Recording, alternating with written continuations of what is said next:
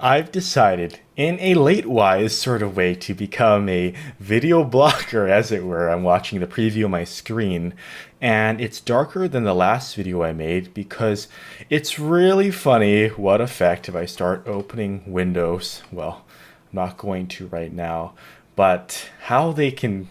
I have a pretty big 28-inch monitor, and my hair is flatter since last time. The point of all this, well, it's because of headphone hair, is people can get self-conscious. I mean, you put yourself on the internet, hey, you're there for the world to see. They can point out your so-called imperfections and all that.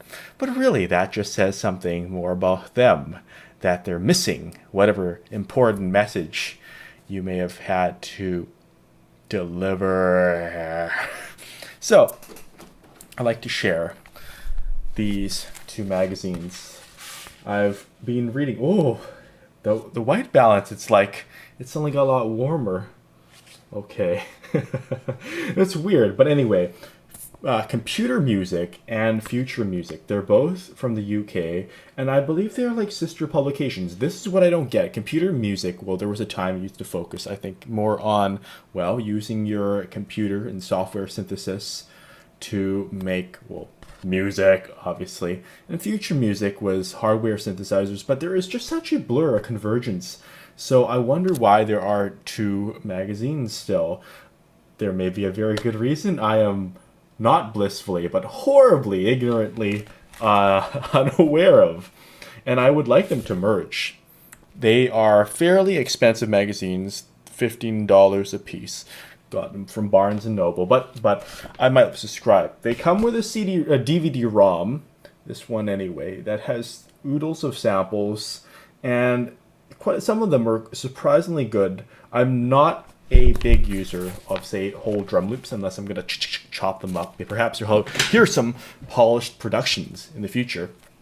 But I love collecting individual drum hits and instruments, of course. Native Instruments contact patches and whatnot. So they're fairly thin magazines, but it's really great information. The writing, for the most part, I spotted a few typos, but the main line of it is really, really rich.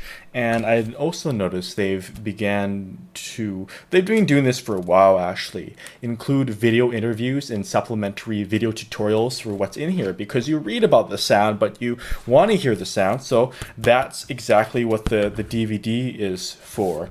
And it's funny because this one had the DVD in like the back, and this one is on the front. So I'm not sure if that's an editorial decision or if it's something else, but they have a lot of great stylistic guides. Almost every episode or issue has one. Like this one focuses on hip hop, so that is a feature article. Previous ones have been like dubstep.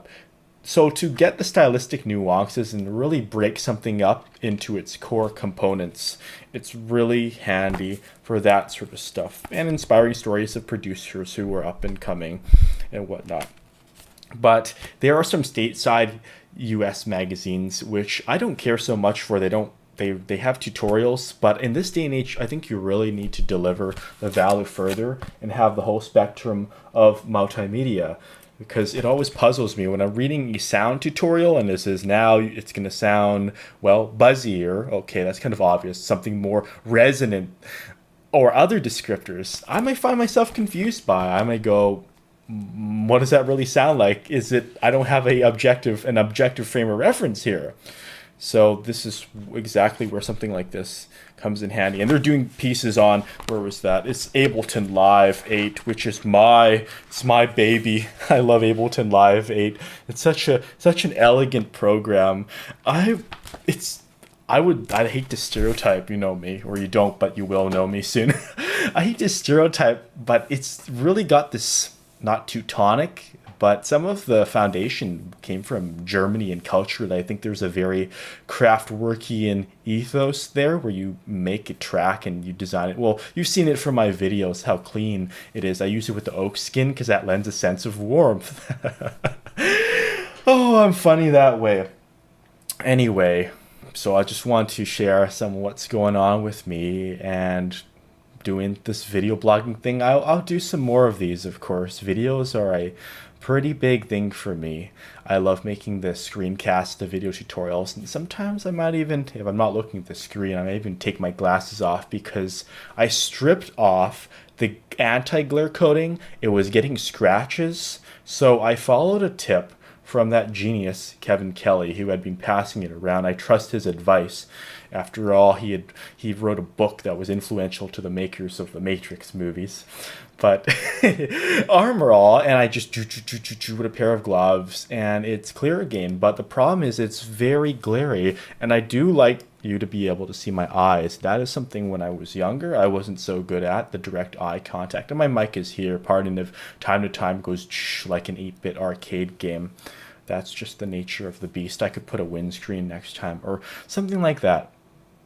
But to cut that rambling short and just end this for now, we're going to see how this all plays out. And thanks for watching me. This has been Torley, and in an inversion of what I normally do, friendly goodbye.